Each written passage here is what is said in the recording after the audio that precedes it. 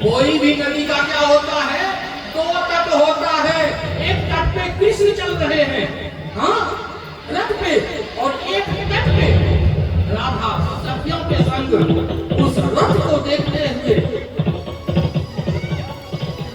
जब तक आंखों से ओझल नहीं हो जाते हैं रथ, तो दौड़ती दौड़ती कृष्ण के रथ को देखने के लिए, उनके श्रीमुख को दर्शन करने के लिए दौड़ते दौड़ते जब रथ दिखाई नहीं देते हैं तो कुछ देर पहले सखियां थके बैठ जाती हैं, और जब भगवान ओझल हो जाते हैं तो राधा भी वहीं बैठ के रोने लगती हैं। और रोते रोते तब तक क्या होता है, तब तक क्या होता है, हमारे ठाकुर जी पहुंच जाते हैं अक्रूर जी के साथ। देखिए यहाँ में भागवत तथा कहनी कथनी में अंतर नहीं होना चाहिए। यह भागवत जो है, यह महायज्ञ जो है, आपने जो कह दिया, अगर आपने वचन को पूरा नहीं किया तो आप मानव नहीं, कहने का मतलब है आप मानव नहीं हो सकते, भगवान के भक्त नहीं हो सकते। जब भागवत में कहा गया है कि भगवान के लिए अगर आपने कुछ कह दिया और वह कार्य नहीं किया तो आप भगवान के नहीं हो सकते।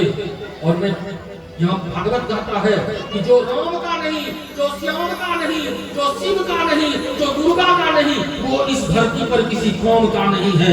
जोरदार ताली हो जाना चाहिए। इसलिए पहले भगवान का बनो। भगवान को बनने में तीन चीज खोजा जाता है। क्या क्या मैंने कहा है, मन कर्म वचन, मन कर्म वचन, ये अगर नहीं मानो, तीनों चीज मिलके तो तुम सुख के पात्र नहीं हो सकते, तुझे दुख का पात्र मिलेगा। यह भागवत में कहा गया है। इसलिए मन कर्म वचन तीनों ध्यान जो लावे, यह तीन जब होता है तब भगवान का ध्यान होता है। इसलिए याद रखना, कभी वचन से मिथ्या नहीं होना धर्म में, क्योंकि वचन अगर झूठा हो गया तो धर्म नहीं है। धर्म है धारण करने का। धारण तब होता है जब यह तीन बन के एक ध्यान से होता है। ध्यान रूपी धर्म धारण होता है। याद रखिएगा, बहुत अच्छा सेंटेंस जो है मोड़ आता है भागवत में। और भगवान श्री कृष्ण को रथ से ही छोड़ देते हैं। नंद बाबा, अक्रूर जी वगैरह सब जमुना स्नान के लिए चले जाते हैं। और जब जमुना स्नान के लिए चले जाते हैं, जमुना जब स्नान करने के लिए चले जाते हैं तो भागवत कहता है कि भगवान के इस जगत में न कोई अपना है न कोई पराया है। इस जगत में न कोई अपना है न कोई पराया है। और उतर जाते हैं हमारे ठाकुर जी। कहां से उतर जाते हैं? भक्ति से उतर जाते हैं अक्रूर जी।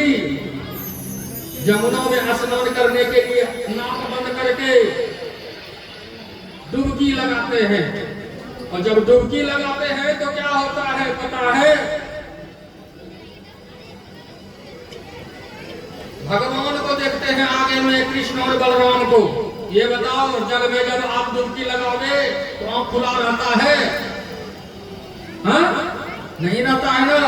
आप बाथरूम में स्नान करना और एक मग जल अपने ऊपर डालना, आंख अपने आप बंद हो जाएगा। उसको खींच के बंद नहीं करना पड़ता है। क्यों? जब स्नान करोगे तो जितने ज्ञानेंद्रिय हैं वो अपने आप बंद हो जाते हैं। स्नान करने से क्या होता है? तन शुद्ध होता है। स्नान करने से क्या होता है? तन शुद्ध होता है। 10 प्रकार का स्नान है। 10 प्रकार का स्नान है। उसमें जिस प्रकार से स्नान करना हो कर लो। लेकिन आजकल प्रधान बन गया है स्नान। जल से स्नान करना ही प्रधान स्नान कहते हैं।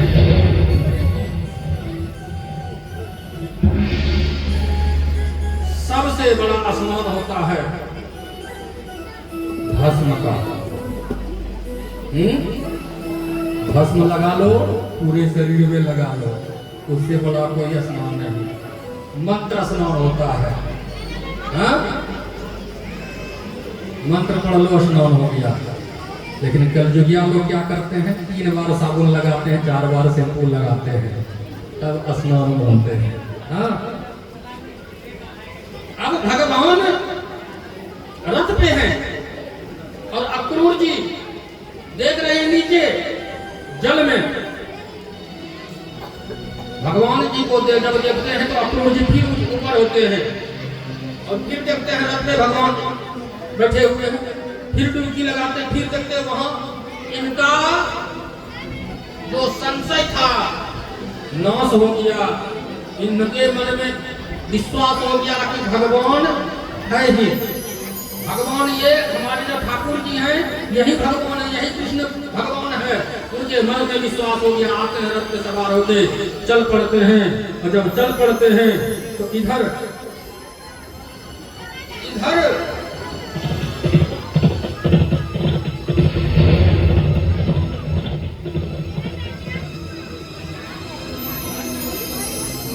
भगवान पहुंच जाते हैं। कहां?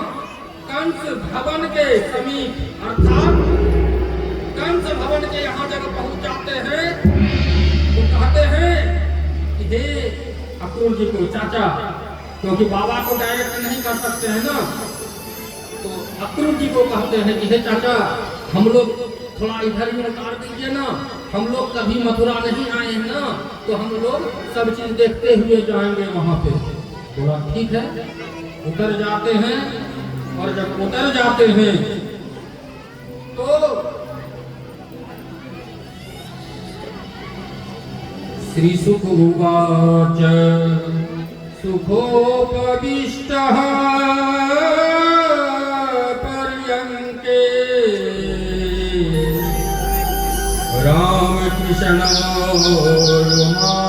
रामकृष्णोरुमानुतः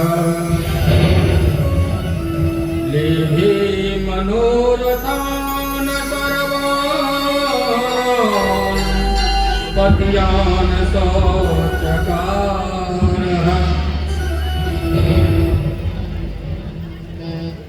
और एक श्लोक है जो कि अक्रूर जी ने भगवान का प्रार्थना किया था।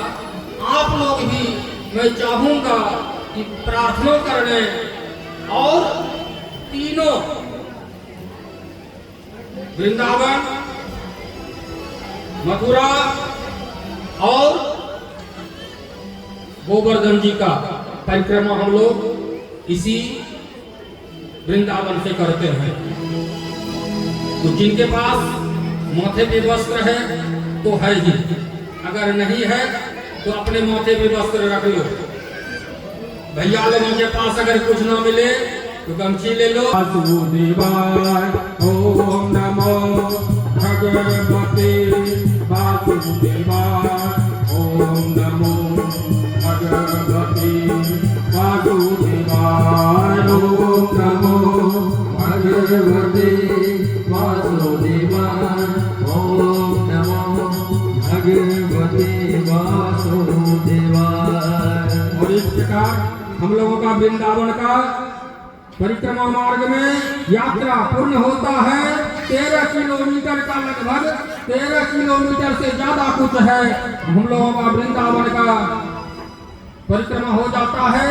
मथुरा चलते हैं।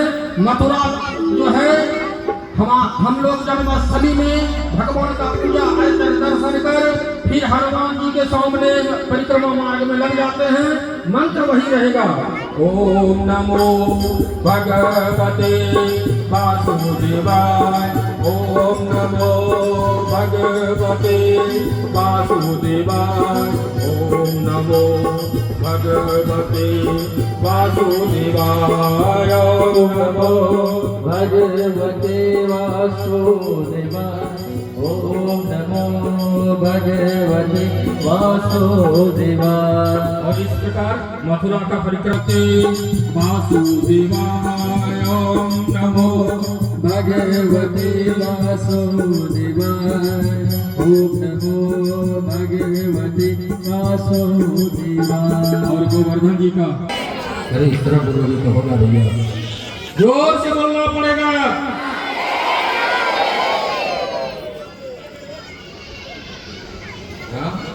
यहाँ परिक्रमा कर लिए, गोवर्धन का परिक्रमा कर लिए। हाँ, तो यही तो है भागवत कि मानो देव नहीं तो पत्थर। क्या मानो देव नहीं तो पत्थर। पत्थर में भी अगर आप अपना विश्वास लगा दोगे तो जिस प्रकार प्रभात ने भक्ति किया था, खंभे से निकल गया था, आप कोई पत्थर रख के जरूर पूजा करो। और कहा गया है कि आपके घर में जो तुलसी वृक्ष है ना, तो वहां पे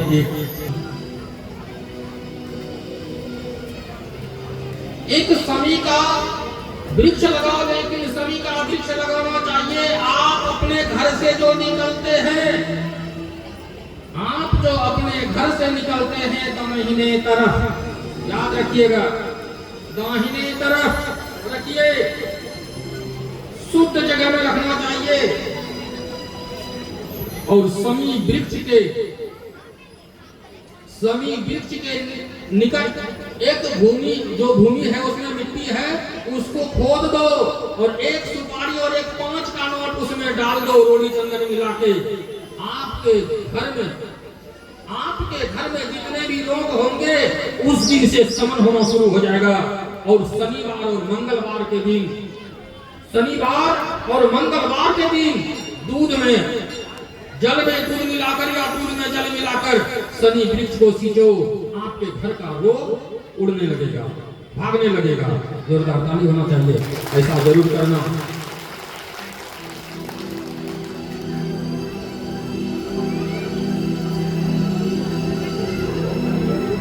याद रखना। और अक्रूर जी कन्हैया को लेके चल पड़ते हैं, मथुरा प्रवेश कर जाते हैं। सुखदेव जी कहते हैं अस्तुवतस तस्य भगवान दर्शयित्वा जले वपुः भूयाः समाहरत कृष्णो नटो नाट्यमिवात्मनः।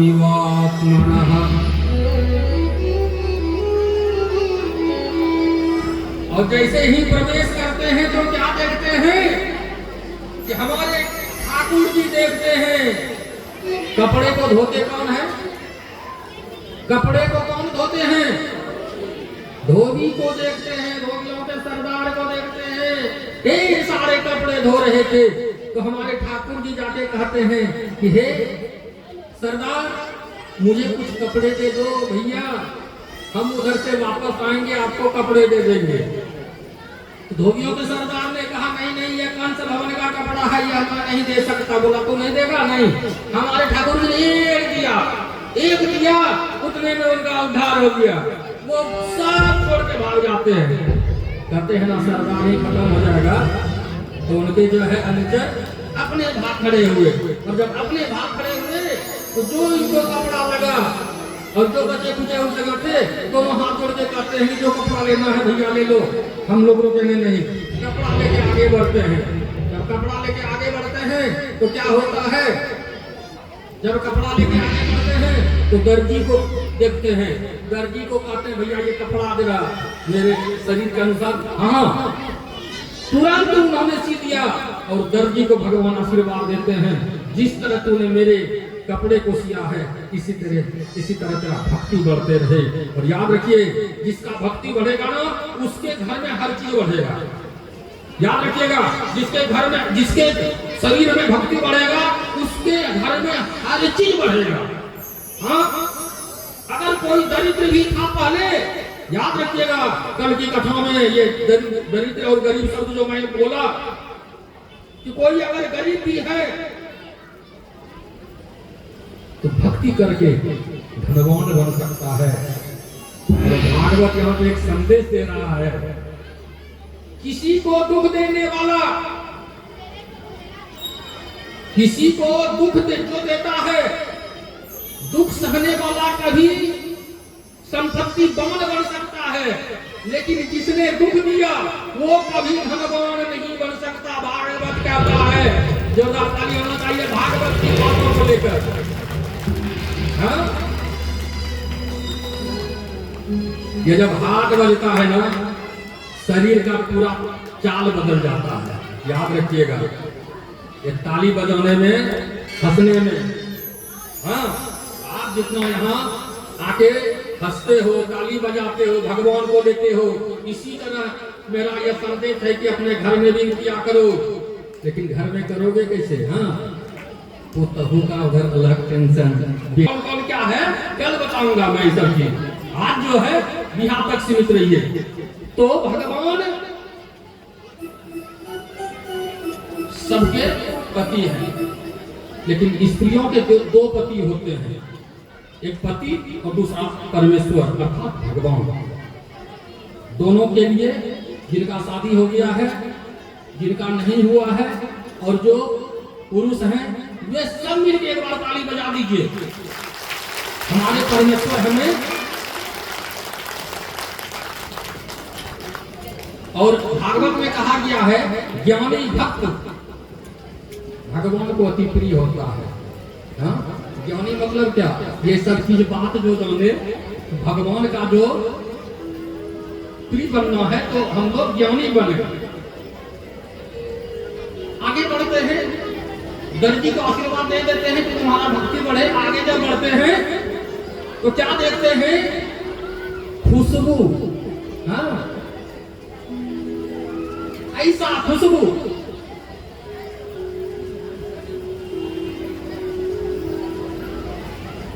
ऐसा खुशबू दोनों को।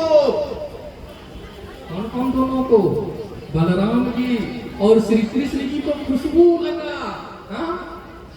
भगवान को जब आप धूप जलाते हो तो कहते हो, अपने आप से कहते हो कि बहुत अच्छा धूप बाजार से लाया हो। हाँ? और वो कुछ भी सुन कर भगवान को नहीं अर्पण करना चाहिए। याद रखना, कोई भी चीज अगर भगवान को अर्पण कर रहे हैं, उसे सुनकर नहीं करना चाहिए, वो ग्रहण नहीं करते हैं। हाँ? तो खुशबू आया चंदन का, खुशबू जो है चंदन का आया। अब खुशबू जो चंदन का आया तो बलराम जी कहते हैं कि हे कन्हैया, तुझे खुशबू आया? हाँ भैया, हाँ तो भैया, खुशबू तो आया, खुशबू आया। अरे मुझे तो लग रहा है नहीं खुशबू। हाँ खुशबू। कुछ दूरी चलने पर क्या देखते हैं कि एक हाथ में लाठी लेती हुई और एक हाथ में साजी। हाँ, एक हाथ में लाठी, एक हाथ में साजी, और उनके तीनों अंग टेढ़े थे। हाँ, हाथ भी, कमर भी, पैर भी, वे सभी अंगों से टेढ़े थे। और जब उनका नाम था कुब्जा, क्या नाम था? कुब्जा। वो कंस भवन की ओर जा रही थी, चंदन को घसकर कंस को तिलक लगवाने के लिए। कहते हैं ना, राजा से सभी कोई डरते हैं, और अगर दुष्ट राजा हो तो उससे और ज्यादा डरते हैं।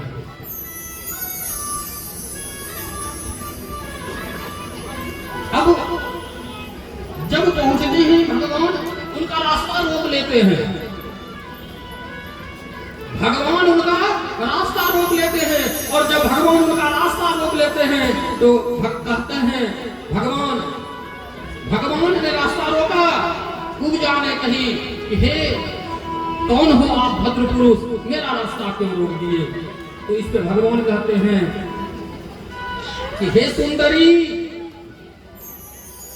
एक तो तू सुंदरी, दूसरा तेरा यह चंदन का खुशबू सुंदरी। और तीसरा तेरा यह बानी सुंदरी। हाँ, तीसरा यह तेरा बानी सुंदरी। सुंदरी जो कहा भगवान ने पूजा को, बड़ा दुख लगा।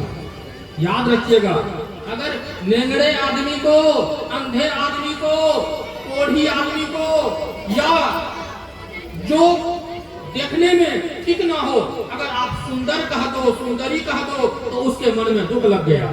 वही बात कुब्जा जी के साथ हुआ। कुब्जा जी दुखी हो गई और भगवान से कहते हैं, हे प्रभु, हे भद्र पुरुष, हे भैया, आप जो है मेरा क्यों मजाक उड़ाते हो?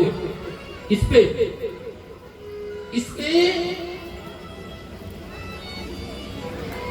कहते हैं ना, भगवान को कहते हैं, भगवान कहते नहीं, मैं तेरा हंसी मजाक नहीं उड़ाया, तू तो अति सुंदर है, तू सुंदर ही नहीं, तू अति सुंदर है। और भगवान क्या करते हैं, उनके एक पैर के अंगूठे पर अपना पैर का अंगूठा रख देते हैं और कान के पास इस तरह करके क्या करते हैं भगवान, कुछ पता नहीं चलता।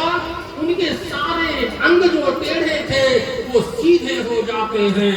बोलना पड़ेगा, सब अंग सीधा करके आप लोगों का भी सब अंग सीधा हो गया, कुब्जा की तरह। हाँ, और कुब्जा सही में सुंदर हो गई, एकदम रानी महारानी की तरह दिखने लगी। और ठाकुर जी को चंदन लगा दिया। ठाकुर जी को चंदन लगा के प्रणाम करके उनसे विनती करते कि आप मेरे घर चलिए। भगवान कहते नहीं, आपके घर जाऊंगा, चिंता की बात नहीं है, आप अभी जाओ अपने घर।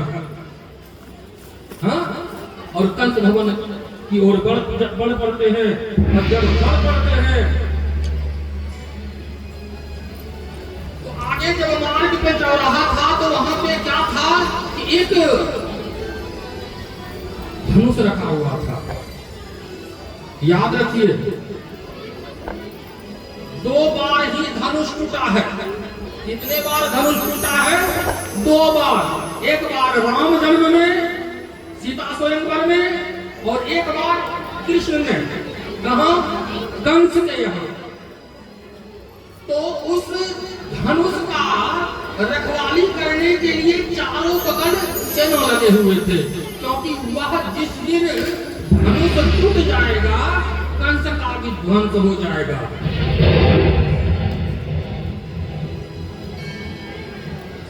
कन्हैया जी हमारे पहुंचते हैं, सैनिक रोकते हैं, एक देते हैं, सैनिक उड़ जाते हैं और उनका उद्धार हो जाता है। और उस धनुष को जाके भगवान जैसे ही उठाने की कोशिश करते हैं, वह धनुष अपने आप उड़ जाता है और टूट जाते हैं। भयंकर आवाज होता है। जब भयंकर आवाज होता है,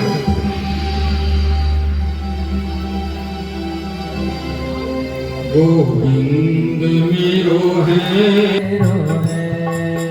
श्रीनाथ बिहारी नंदलाल मेरो है, श्रीनाथ बिहारी नंदलाल मेरो है, गोविंद मेरो है, गोपाल मेरो है।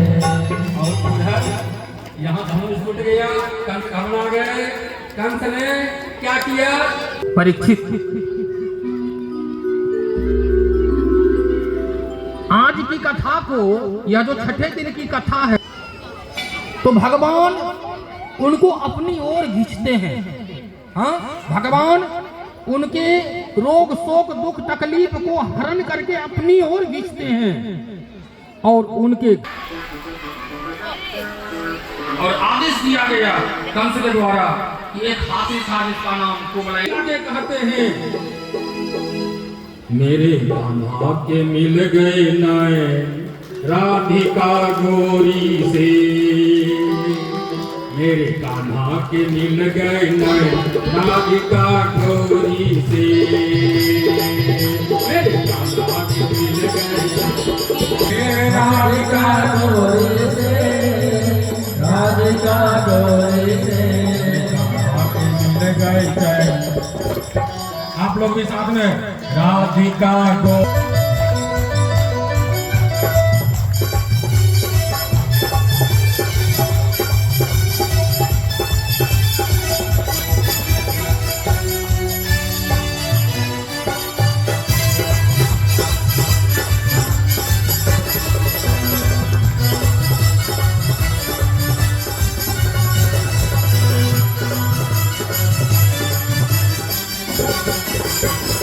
जग तेरा था सो तेरा था।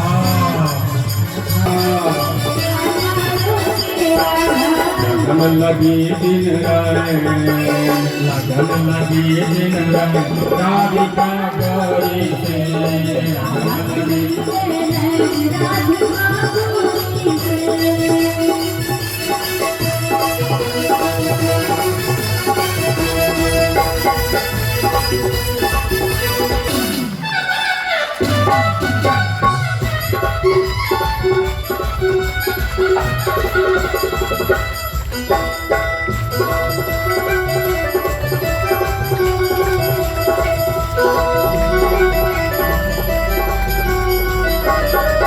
भोली भाली भानु दुलारी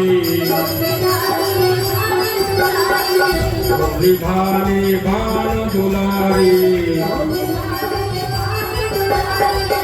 आके चलिया चैन बिहारी दीन नियोजित चैन दीन नियोजित चैन राधिका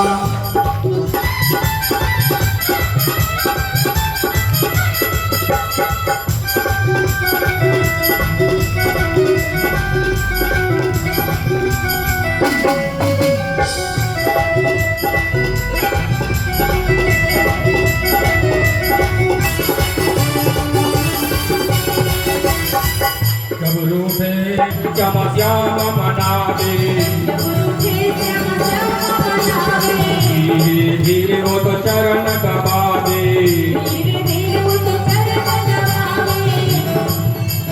रूठे श्यामा श्याम मनावे रूठे श्यामा श्याम मनावे धीरे धीरे चरण दबाए धीरे धीरे चरण दबाए।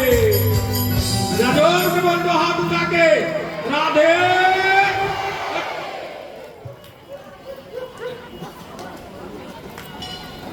सब आलसी हो गए हो। हाँ अरे कभी तो भगवान का नाम लो ऐसे।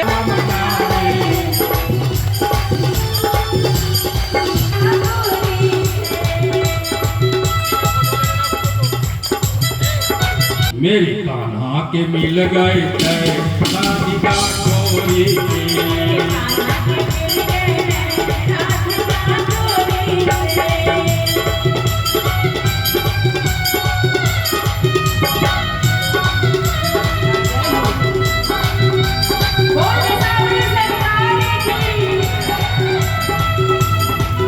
और सबको एक बार ये भी बोल दीजिए सबको एक बार बोल दीजिए आते हुए मेरी कान्हा के मिल गए राधिका गौरी